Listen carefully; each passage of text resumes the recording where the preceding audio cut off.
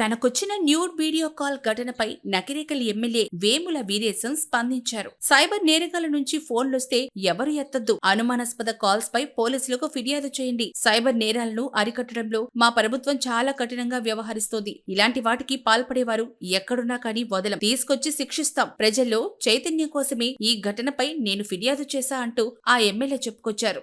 ఎట్లా ఉండాలనేటువంటి దానికోసమే మేము కాంప్లైంట్ చేయడం జరిగింది. నియోజకవర్గంలో కానీ, జిల్లాలో కానీ, రాష్ట్రంలో కానీ ఎవరికి సైబర్ నేరగాల నుంచి ఇట్లాంటి ఫోన్లు వచ్చినా, ఇట్లాంటి వీడియో కాల్స్ వచ్చినా అటెండ్ చేయొద్దు. అనుమానాస్పదమైనటువంటి కాల్ అయితే పోలీసు వాళ్ళకు రిపోర్ట్ చేయాలని చెప్పేసి నేను విజ్ఞప్తి చేస్తున్నా. మా ప్రభుత్వం గౌరవ ముఖ్యమంత్రి రేవంత్ రెడ్డి గారి నాయకత్వంలో సైబర్ నేరాలని అరికట్టేటువంటి దాంట్లో చాలా కఠినంగా ఉన్నారు.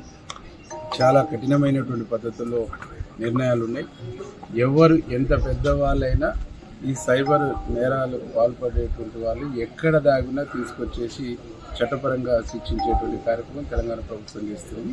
తెలంగాణ ప్రభుత్వం ఆ కార్యక్రమం చేయటమే కాకుండా అవేర్నెస్ తీసుకొచ్చి ఎడ్యుకేట్ చేసి చైతన్యం కల్పించి సైబర్ నేరాలకు సంబంధించినటువంటి ఎక్కడ ఉత్పన్నమైన స్వేచ్ఛగా పోలీసు వాళ్ళకు కంప్లైంట్ చేసేటువంటి ఒక చైతన్యాన్ని కూడా ప్రభుత్వం ఇస్తుంది.